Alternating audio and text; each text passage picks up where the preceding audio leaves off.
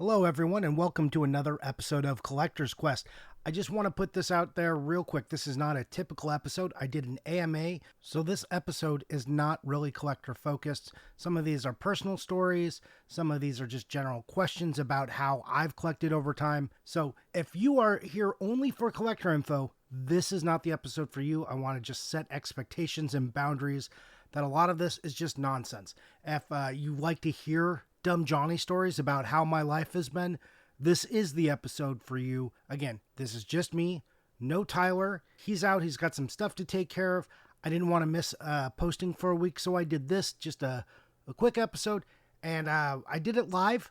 So I went a little fast and maybe I was a little loose. So this was an experiment because I was doing live listening on our Discord and accepting questions from there. Cut me some slack on this one. And if you hate it, don't worry, we're not doing too many of these. If you love it, we might do more. Let me know how you feel about this. But please know your normal Collector's Quest episodes will be coming. And this is not the standard.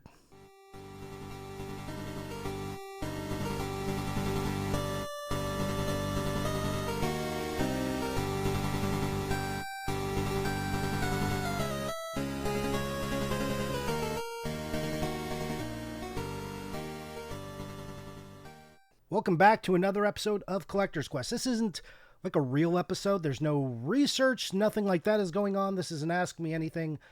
Tyler, our editor, needs a break, and I didn't want to leave everyone without content, so here I am doing this by myself.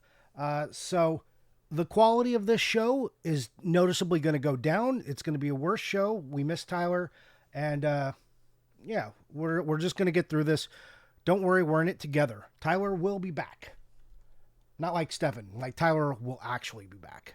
Stefan might be back. I don't know. I'm just casting aspersions now for no reason. Anyways, I reached out to the Patreon and I said, hey, why don't you guys give me some questions? Actually, I say Patreon, but really I mean on our Discord. And then I also let some people on Instagram throw some questions out there. So I'm going to answer these, good, bad, or other. And, we'll see how many we get through. We're going to go for maybe 30, 40 minutes. And, as a perk for being on the Patreon, the first time I've done this, I've added a live listen. So people who are on our Discord right now are with us. So, hey, shout out to all the people here. Clearvis, Daddy Mulk, The Gamer Collective. You know what? Tiger Wolf, you're here too. Also, I can never say your name. It's Myrne, Myrne. I'm not sure what the actual pronunciation is. And the Milwaukee Retro Gamer. Hey guys, thanks for being here with me. Anyways, my first, good enough, Marine says. Marine, just me butchering English words. I'm going right into it. I've got my first question, and this one is from Tom Nook, and it's actually 4 questions, so I'm just going to pop through these real quick. This was a hard one. Top 3 RPGs from the PS1 era. You know, it's like, is it Final Fantasy VII? And maybe, but I'm not sure. What I definitely have in there is Dragon Warrior 7, because I love that, and I just had a really good experience when I was playing that. I think that's more the nostalgia of the experience rather than the game itself. I feel the same way for Final Fantasy VII. But also, I think maybe I put Dragon Warrior 5 in there. It's real hard. It's real hard. And I know Final Fantasy V is like kind of a cop-out, but hey, that's what it is. Hey, Tom Nook, I'm answering your questions, and Strange, I'll get to some of yours. Thank you for joining. We are live. Yeah, sorry. Those are kind of like cop-out RPGs, but those are probably my favorites. Those are the ones I've at least revisited. So that's what's going on.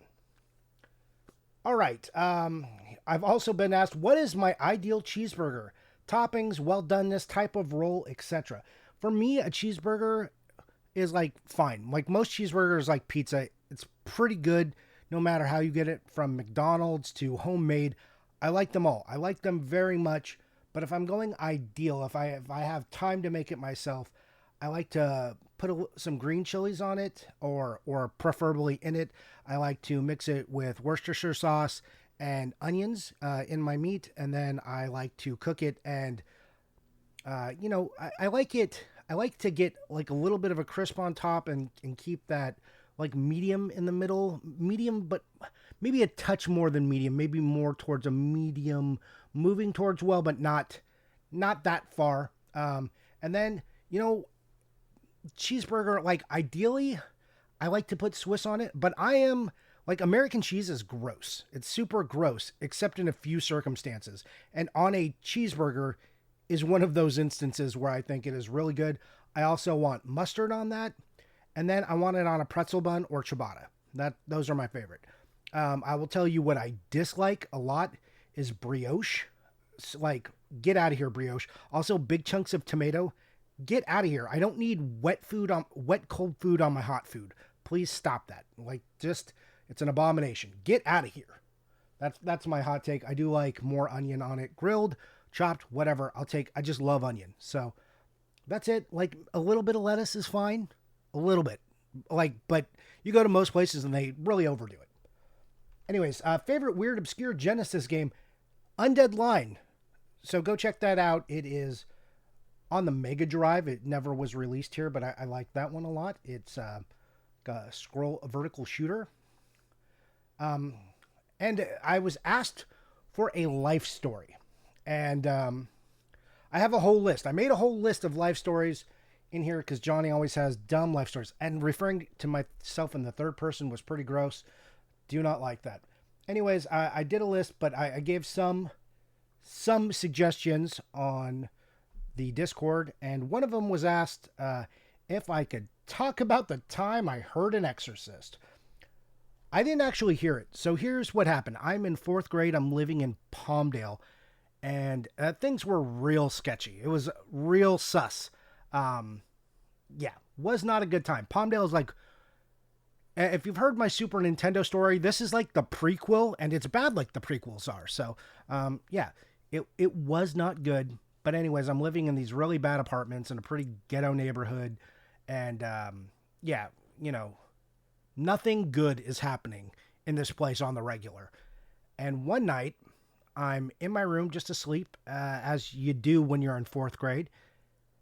And I wake up, and my mom is over me praying, and there's candles burning in my room, and there's rosaries like on me and crosses there.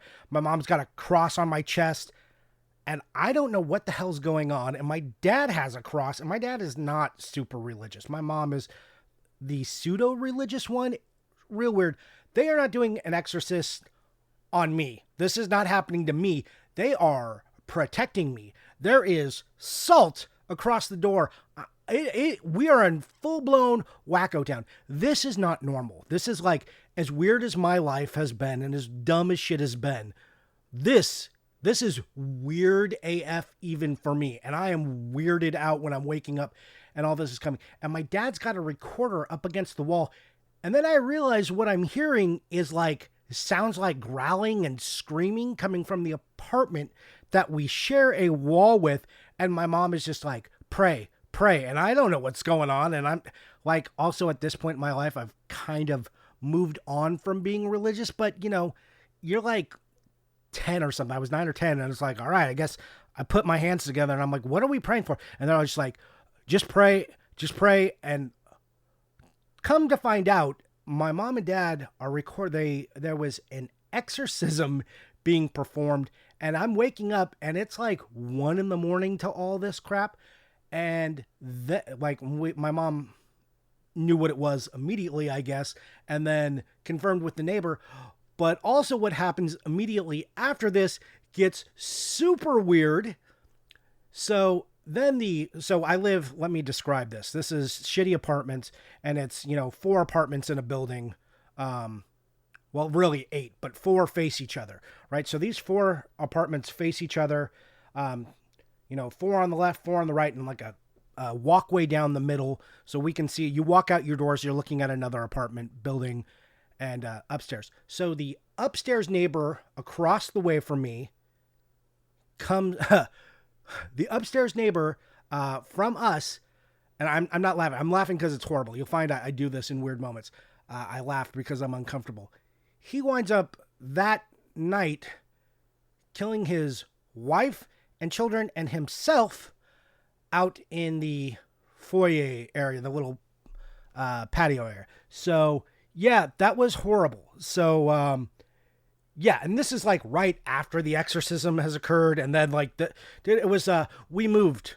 So you know how in horror movies they're like, let's explore and find out what's going on. My parents were like, nope, fuck out of here, and yeah, we left right after. Done with that apartment.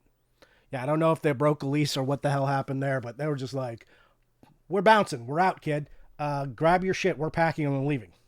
So yeah, so that's a fun Johnny tale. Don't worry, I'm going to do another one that's more lighthearted than exorcism and murder. And look, for all the skeptics out there, also very skeptical right here, I'm just telling you what the situation was as described to me. The murder is real, and that does not require any faith. That is a real thing that happened. Just the whole exorcism stuff was, yeah. Anyways, like I said, Catholic family, real weird event. They had it taped. I don't know why my dad was taping it, but yeah, that was a whole thing. That was a weird ass night. Anyways, so that was fun. Glad we did that one. Right at the top of the episode too, making it real good for everyone. Hey, top 5 RPGs released between 1980 and 1999. Well, that's look, Final Fantasy, Dragon Warrior 3, we're keeping it on the NES, and then Final Fantasy 2. Oh man, maybe it's Dragon Warrior 4. That's hard. Why are all these hard? Chrono Trigger. Ooh, and on the PlayStation 1, I forgot, like maybe Chrono Cross is up there. I love Chrono Cross, really underrated. Yeah. Like I'm pretty basic. I really like Earthbound 2, but not like it feels cringy to say it because everyone's like Earthbound. Yeah. Now let's go with Final Fantasy Dragon Warrior 4. Yeah, I'm going to switch it up to Dragon Warrior 4. And then we're going to go Final Fantasy 2, Final Fantasy 5, and Chrono Trigger. There we go. So, if you don't know, I don't like pigs and primates. If you're listening to the show and paying attention long enough, you figure this out. So, Daddy Mulk asked me, does this make Amadar my most hated game of all time, as it features these both prominently? And I confess, I don't know what this game is. So, I can't answer you there, but it sounds like something I would not like. Beyond Good and Evil, which prominently figures pig people, like everyone loves, I'm out on that game. I was playing it for a little bit. We got to the pig people and reggae. Sorry, guys. Here's another thing. I dislike reggae intensely, like more than country music. I hate a steel drum more than any other instrument except maybe a harmonica. These are two things I'm just 100% out on. I don't like them. You're not going to convince me. Don't say you haven't heard good ones. No, I'm out. I don't want to be convinced that I'm wrong. I am happy living in this world, shitting on the things you like. Sorry, I'm just gross. Not going to do it. Not going to do it. Anyways, yeah, that happened. So I don't know. Sorry, Daddy Mulk. What first game you remember having to really put effort into hunting down? And this was asked by, oh goodness, I forgot to write your name and I will have to go back. Sorry. Oh goodness, I forgot. Anyways, the first game I really put effort into hunting down was Virtual Fighter Remix for the Sega Saturn, because that was really the first set I decided, hey, I'm really going for a set. So I didn't know what the effort level was going to be. I just was like, hey, I'm going to go get this. And then that was hard to find. So it was difficult. That was difficult. It's still hard to get. And this question was by MP3. Went back and found it. Whew, that was not great. And Daddy Mulk has put in a picture of Amadar, and boy, do I hate that. I hate that a lot. I can't even scroll past it. It's just stuck right in my chat view. Go look at the cover of this game. It prominently figures an ape-ish. And like, it's like if a clown was also a painter and a pig, and yeah, no, do not like. Yeah, I'm out on this one. I was asked, what is the wrestling episode by Shandata? And it was an episode we did about collecting wrestling games. And I don't know how we got onto it. I think because Tyler was always talking about wrestling, and it was when he was like new on the show, and I was like, oh, we could feature like a game about wrestling because you like know so much and talk about wrestling a lot. And we did not do a great job, and the knowledge gap, like, it was like he liked wrestling but didn't mean he knew about wrestling games. It was just poor logic and poor execution all the way, and it is the worst with Tyler episode, I think. So you guys, you can vote on that. Twisted World Gaming from Instagram asks, if you had to pare my collection down to 5 games, what would I keep? And then how do people react when I tell them I own over 10,000 games? Jeez, what a horrible question. Why would you do this to me? So, I mean, I would have to keep the nostalgia ones. It's going to be Final Fantasy II for sure. Probably the original Legend of Zelda. And then like Final Fantasy 1, I don't think I would keep that one. Like, it's such a big nostalgia play. I wouldn't keep Mario. I'd probably keep Metroid and then Castlevania and then maybe Symphony of the Night. Like, if I had to just keep it close like that, but like there's so many games. Like, you could ask me that question every day and get a different answer. If I had to pare my collection down to 2 games, it would be, or 3 games, it would definitely be Final Fantasy, Zelda, and Final Fantasy 2. The rest can just go in and out. So that would depend. And how do people react? Most people I talk to, I mean, they know me from Instagram if they're like, online, so they are pretty used to it. But when I have like people come into my house, they don't understand. They're like, oh, you have a lot of games. Can I see your game room? But they don't really understand until they come in, and then they're like, whoa. Thankfully, it's usually clean and like well put together, so it's not that overwhelming. It's like walking into a library. You're just like, man, there's a lot of stuff right here, but it's not all like on the floor, so it's okay. A lot of people are very impressed or pleased with the presentation. Some people don't believe me. That's my favorite, is when people don't believe me and then I'm like, oh, yeah, can you prove it? And it's like, I have to like throw out my phone and be like, well, I have a whole Instagram account, so yeah, you can follow me if you want and see for yourself. And then they are like, whoa, that is a lot of games. And it really is. It's an overwhelming amount and not recommended.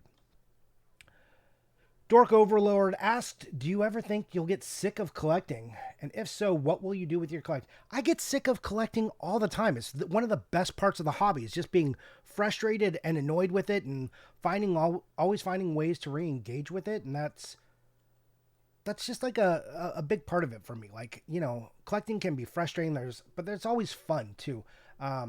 What would I do with it? If I was really truly over it, I would probably sit on it for a little while before I moved it, because I go back and forth. Like, sometimes you got to remember, burnout is a real thing, and you just get tired and you can get bogged down in your life, and you just like sometimes have to put things away for a little while, and that's fine.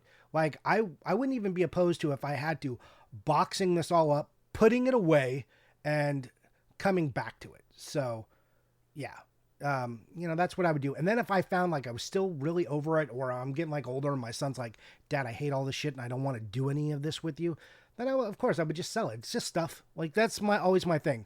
People don't believe me, but it is just stuff. It's stuff, and I don't buy anything that I couldn't afford to lose. Not that I want to. I'm not advocating for this. Don't rob me. Don't steal me.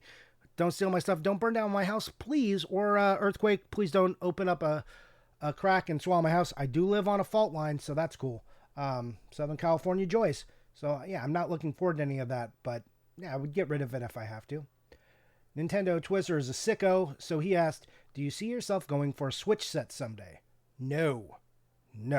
I mean, I think I've talked about this on the show before, but man, the Switch is super hard to collect for. I can't wait to see other people collecting for the Switch, but it's like a nightmare collectible because you have so many different regions, so many boutique shops, limited releases, and not just like limited, but like limited run stuff. But you in stores are only getting so many copies of stuff. There's so many games. I go through games every day just finding stuff on the Switch I've never heard of. Like, oh, when did that come out? Huh. Oh, that game came out? What is this game? These are questions I ask myself all the time, specifically when looking at the Switch. So No, I don't think that's in the cards. So, what was the turning point? This Redbeard Realtor, hey, thanks a lot for submitting this question. What was the turning point in your life when you decided that you were never going to resell these and instead dedicate yourself to being a completionist? You mean hoarder? When I think the sickness is born in you, and I don't know if that's a decision I consciously made so much as a squirrel gathering nuts. You wouldn't ask him, "Hey, squirrel, when did you decide that you needed all this stuff to survive?" I just doing it. Part of it's in the genes. I've always been a collector of things. I did make conscious choices as I went along, though, as I went from like, oh, I just want to buy the games I played as like a nostalgia collector and like the games I beat. And then it was like, well, these games are, then it was like, oh, I want to buy some of the stuff I never had and never could do. I mean, there was choices along the way. So I made these kinds of decisions as I went along. And then I was like, it would be cool to have complete sets. And now I'm like, it would be cool to have a bunch of Halloween games. But what am I ever going to do with the PC-88 game? I don't know. I don't even know how to run a PC-88 game. So, you know, yeah, it was, so just like this much of a completionist and doing it in this level, it wasn't one decision. It was decisions as I started buying. Like initially when I even started, I was like, oh, I bought a couple of carts, and then I was like, this isn't exactly how I remember them. So I bought them in boxes. So I bought them again. And this was, again, like I collected so much stuff before this. It was just natural. Like I don't talk a lot about it in the podcast, but I like other collections. I mean, we get like I collect Magic cards. We have hot toy. Like I got a lot of stuff. We have too much shit, and I definitely need to think about being a more Spartan human, but seems unlikely. All right, let's go down to the next one, and XY. I'm not sure how to say your name. Harnanam Hunter X. He says, "Can I be your friend?" Hey, buddy, we're already friends. We already got common interests. You like horror and RPGs. What do you want? We're already connected, and we're doing this right here. We're already friends. If you want to say, hey, is Johnny Ayuchi my friend? I'll back you up. Hell yeah, I am. We can talk. Tell me what your favorite horror movie is. Anyways, here's a fun one. My collection of video games asks, has collecting changed since you became a father? What is the game you're most excited to play with your son? And have I played Hogwarts Legacy? Okay. Yes, my collecting has changed a good deal since I became a father, for sure. I've had to be more conscious. One, I had to like rearrange my space because at some point my wife and I made the decision that, this room that we were going to have for our kid can be part of your game room. So I was doing that and like had some Legos and stuff in there.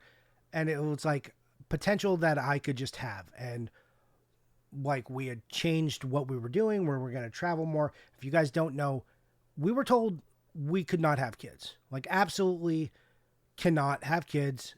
It would be like winning the lotto twice is the quote that has been with me since it happened.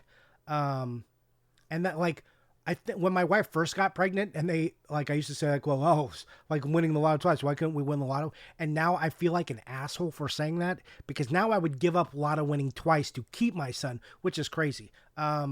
So yeah, it was a mind fuck. It completely, I'm not a person who lays in bed. I don't like laying in bed. I don't like really being in my bedroom except for, sleep and bedroom activities. That's what the bedroom is for. I don't want to hang out in there. That's why I have an office. That's why I have a living room. And, we were living by ourselves. So like, why would I hang out in my bedroom? And yeah, I laid in there for 2 days when I found out and just like really like I had to sculpt in my brain, like how this was going to change everything. And then all those things I thought were going to change even more and different stuff changed. So, it's just like, what kind of games, where did they go? How can I do it? And then, not being precious about things. And I've never been someone who's like, oh, let me put this in my safe. I'm not that kind of collector. And like how do I educate my son coming into my office? How do I teach him to be respectful of things, but not be like, no, don't touch this, and be one of these people who freaks out. Like I want him to be invested and I want him to be interested with me because this is something I definitely hope that he is into and that we can do together. And if not, like at least just playing the games. So what game do I really hope to play with him? Yeah, it's Final Fantasy and Zelda. It's like all the basic ones. I really, it's like when you have a friend who's never seen like one of your favorite movies and you want to just show them that, except this is all the games I love. I get to sit here and do this. And then like, I'm actually most excited to play whatever game that he finds out that he fell in love with. That's the one I want to play most. And I don't know what that is. And it might be what I show him, but I don't know what that is exactly yet. So that's the one I'm looking forward to most. And did I play Hogwarts Legacy? I've been trying not to talk about Harry Potter at all lately because I got some nasty messages, and I know people got a stance, and we all know I'm not interested in politics or anything. Some people think it's not politics. I don't want to have the fight. Yes, I have played Hogwarts Legacy. I think it is very enjoyable. And if you were even mildly interested in, if you don't care about the story, as a walking sim for Hogwarts and the surrounding area, it's like, it'll blow your mind. Even if you hate the gameplay or anything else, or you find the story mediocre, or the controls not that, whatever gamer slurs you want to heap upon it, as a walking sim, it's truly just really cool. Let's see. The next question is, excellent. Video games by Troy. When is the Harry Potter games episode or movie ticket episode coming out? So I want to do a movie ticket episode. That's on like my list of things to do because that is my favorite type of variant. If you don't know what that is, some games got packed with movie tickets. These are games based on movies, and these are usually garbage games, but they come with these like the sweetest variant. So yeah, I love that, and I love games that come with toys. That's just a thing I'm into. Hopefully this year, Tyler and I get to it, because Tyler, while he doesn't buy them, he also thinks they're neat. So that's a hope. And if I ever do a Harry Potter games episode, it will probably be with the Dialogue Alley podcast, and they are a Harry Potter focused podcast that they collect books and talk about Harry Potter stuff. I did an episode with them on Pops. I would probably ask if they wanted to do it and have them, if they needed some content, do it with them. Yeah, just because, like, you guys hear enough about this shit from me, and that's not what your focus is. And I know I've heard the complaints, I've read the reviews. Sorry. Okay.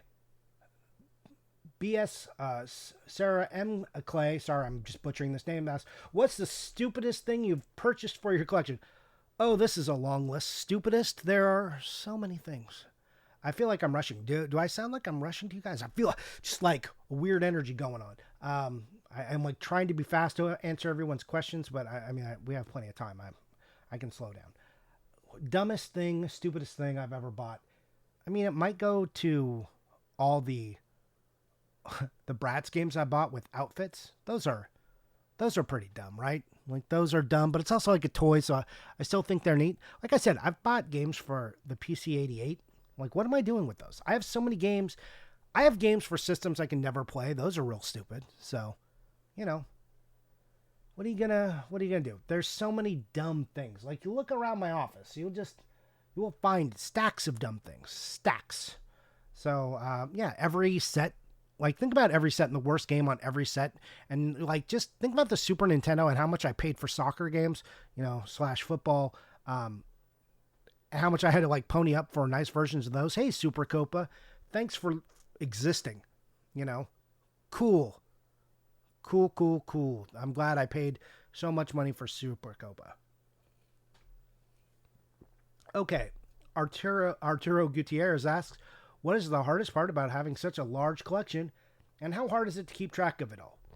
The hardest part about having a large collection is not having enough space to store it all, because, like, hoarder-like tendencies and not getting... I love it as a display, and not having everything displayed is hard. How hard is it to keep track of? It's pretty hard, especially as I was, like, more bulk collecting through all these years. And then it just, like, the programs you use change, they get better, and then you just have holes, and, like, had a baby and just, like, lost track of time, had a database crash, lose a bunch of data. So I had a lot of things go wrong there, and I've recently been rescanning all of my games in with a program called Collectors, which is what I started using, but now this is like 12 years ago I started using it. Now we're like much further along where I can use my phone to scan it, and I'm doing it by UPC code and correcting the covers. I'm like 4,500 games into scanning on that. So once that's done, it will be very easy to keep track of new things, because as I get new things right now, I just scan the back of it. I scan the UPC code, and and if it's not in there, I create an entry for it. Real easy. So once I'm caught up, it'll be a lot easier. The trick will be to not get behind and not let those piles excuse me, not let those piles become large and daunting. And Wukong HK says, why do you secretly hate Tyler? Clown emoji. So I was not sure if this means he's kidding or calling me a clown. But man, what a mean question. I love Tyler. I love Tyler so much. And people say, think that's something I say in jest, because that's something I might do, but no, Tyler is great. 100% love Tyler. I love all his idiosyncrasies, just like the complete package that is Tyler. I don't focus on the negative about people. If I've decided someone is my friend and I like them and I love them, I'm leaving the rest of that bullshit behind, and I love the thing that they are. And I love what Tyler is, and I love what he brings to the show. I like Tyler way more than he likes me. So, if anyone was going to break up with anyone, Tyler's going to break up with me. So just waiting for that to happen, guys. I'll let you know when it happens and give you all the bad news. Here's an interesting question. DLib2000 asks, since the 10-year-olds of 1985 are now approaching 50 years old, do you think older games are in imminent danger of the same kind of value crash suffered by the hobby like the Lionel trains of the 90s? So, yes, there's a world where this could happen, but also I see this as less likely than that. Sure, there are already kids who don't give a crap about what the Nintendo is, like the NES, don't know about Super Nintendo, have never heard of a Genesis, but Nintendo is still around. Like, Lionel is still around, and kids are always playing with trains, but we're getting a Mario movie. We just had Mario theme parks opening up. Like, this is still a big, alive thing. And as long as Nintendo is being a tentpole for games, people will always have an interest. Sure, will it sculpt itself? Yeah, I'm sure it will. I'm curious what's going to happen when all physical media, not all, but the bulk of physical media and games don't have like disk drives or cartridge slots anymore. Like, then what really happens to game collecting? I think that'll be the question. I don't think this is going away. People are still, collecting Atari, the old man Atari stuff, and Atari just had a boom. And granted, in the middle of the video game boom that was happening and the collectibles boom, but Atari is still resurfaced and it's still holding a lot stronger than it was. So, and Atari was not. People think, oh yeah, Atari was fine. It was not nearly. There's not an analog to how popular Nintendo is. Nintendo is a juggernaut. Mario is the same as Mickey Mouse. Okay, and there's nothing on Atari that's the same as that. So think of it in the terms of, in 50 years, will people still know who Mickey Mouse is? And will they still be collecting Disney stuff? Sure, I believe they will, and I believe the same for Nintendo. But like, the way people collect could shift, and that's hard to predict, right? Like, maybe it'll be like all Nintendo-based collecting, and like maybe it'll be less about the games and more about different artifacts, stuffed animals, toys, and all this other stuff. Or maybe it'll incorporate both, and collections will have all these things instead of people like me who don't want any of this tchotchke stuff. I don't know. I don't think so. I'm not saying there's a 100% chance that it won't happen. I would say there's like 20% likely it happens and 80% unlikely it persists at least longer and does not face the same kind of stuff, especially now that people are like pushing games as like an asset collectible. So yeah, I don't, and no one really ever pushed Lionel trains that way, though I know some of them are very expensive, and I like my brother-in-law collects them, and he still has all of them, and he's very fond of them. All right. Man, I don't even know how long we've been recording. Let me check it. Not that long. Only like 30 minutes into this. That's pretty short. So I told you I have time for another Johnny story, so I'll pull one from the sheet. That because that Exorcist story was such a bummer. Um, so I don't know if I ever told this one. Have I ever told you guys? And if you're in the chat, you can tell me. But I've ever told you about the time my wife asked in jest for a bedtime story. She was sick and she's like, she couldn't sleep. She's like, tell me a story. It was like 3 a.m. and I had to be at work. Yes. So I started to tell her a story, like as a joke, because I was like pretty asleep when this was happening, and she's just not feeling well. She's like, tell me a story. I'm like, all right. And I started with, there once was a man from Nantucket. And she just looked at me like, go on. Not like, okay, stupid, like, don't go on with the man from Nantucket story. And I just stared at her, and she's like, looking at me, she's asking me, what? What? I'm like, you don't know the story of the man from Nantucket? Never mind. Relax, dear. Have some water. Let me tell you a story. So I then start crafting a story about the man from Nantucket. And I go on to talk about how he was a football player. He was a high school football player. He did everything right. He was Mr. Wholesome, All-American. And, this is during the 1960s. And he winds up, getting out of football right as the same time as Vietnam is shaping up. And it happens like it happened to so many young men. He gets drafted. He gets pulled over to Vietnam, and he's in the soup, and it's horror. It's all horror for our poor hero, the man from Nantucket. He sees the violence of men. He sees the atrocities that are happening. He commits atrocities. His headspace is crowded with all of this horror that he had never seen before. He was an high school quarterback. He was like Mr. All-American, blonde hair, blue eyes. He was everybody's favorite son. And now he's here in this jungle, and there's death. He sees bodies of his friends. He sees their insides coming out. He does not know how to process this, like so many young men do at the time. So, as so many men do, or did back then, he was wounded.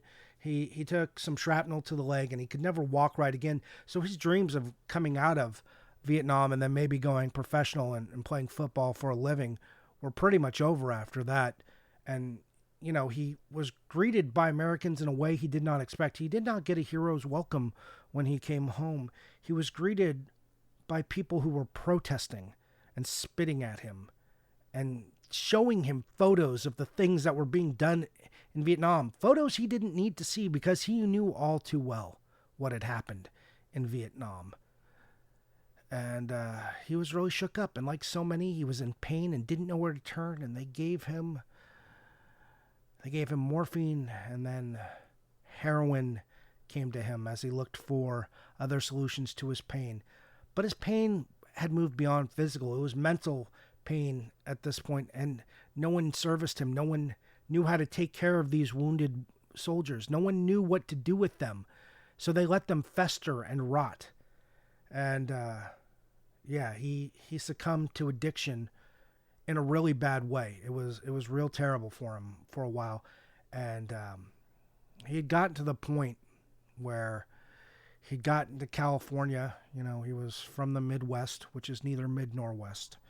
And he found himself in an alley, and he was doing unsavory things, to get money, to get fixed, to help with his pain that he couldn't even really express.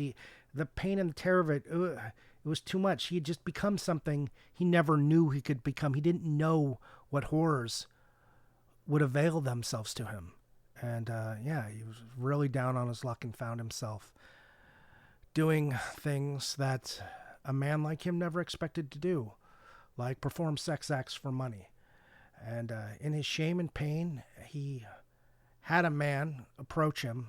And this was a very well-dressed man who was clearly a little flustered when he came upon him and couldn't really express what he wanted. He was very nervous. This man was clearly closeted and was trying to work out his own demons. And he really wanted to engage with another man's, and I'm trying to keep this as PG as possible, but he wanted to do the act, not have the act done to him. So he was astonished when he pulled down this man's pants and he saw the largest phallus he had ever seen or heard of in his life. In fact, when he saw it, he proclaimed, "Oh my God, I bet you could get that in your own mouth. I bet it is big enough that you could be a man from Nantucket." So, yeah, the act happened, and turns out that this guy had some connections in distribution of film and in Hollywood, and he wound up having to tell his friends about this man he had found with the largest phallus he had ever seen. And these men were in the San Fernando Valley, and they made pornography. And one day, this man who worked in film distribution came back and found him, and they got him cleaned up, and they put him to work in pornography, because this man from Nantucket, had a dick so big he could suck it. And my wife hit me after I delivered that. This was the short version of that story. And sorry, that got a little blue there. I apologize. Not for kids, people. We have the explicit tag on for a reason. My wife just slapped me. I literally dragged this story out for 30 minutes. And, it was, my wife still does not forgive me for this. You could laugh at it. She laughs now, but yeah. The joy, I have a few of these stories that happen with my wife, where I just get to lie profanely to her and make her go on this long journey. So yeah. One time, and this is another, this is a nicer story. That one gets a little dark too, but my wife, she had a tortoise. We were in a pet shop one day, and we were just buying dog food, and she's like, were we buying dog food or cat? I don't know why we were there. Maybe it was just to look at these tortoises. I can't remember the exact case, but she sees two little baby tortoises, and there's one that's real little and kind of cute. And she's like, "I think that's the one I want." And the guy is trying to help us, this teenager. He's like, "Oh, that's an African Scalata. This one lives to be 100 and will grow so big your kids can ride on it. Hey, hooray.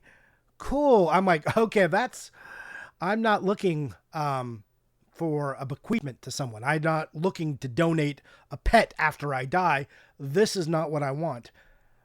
My wife's like, "Nope, that's the one." I'm like, "What about the other one?" He's like, "Oh yeah, that one grows to be about the size of a football and lives maybe 25 years. I'm like, "Yeah, that should be the one." And my wife is digging in. She's not my wife at this point either. She's my girlfriend. She's like, "No, I'm my own person. I can buy this." And I can't argue with her. She is her own person. She can do whatever she wants. So she buys this African Scalata turtle, which is promptly named Koopa. So, that's great. But, anyways, this guy, he was a terror. He hated me. He hissed at me all the time. He knew that I tried not to buy him, and he never forgave me. He used to terrorize the dogs when we had them. Just mean as shit. He escaped multiple times. I had to put flyers around a mobile home park we lived in, asking if anyone had seen him. And yes, both times he was returned to us, much to my sadness. I was like, just some kid found him. He's like, "I love him so much." And I was like to my wife, "Maybe we should let him keep him. He loves him so much." And my wife was like, "No, that is my tortoise." And I was like, okay.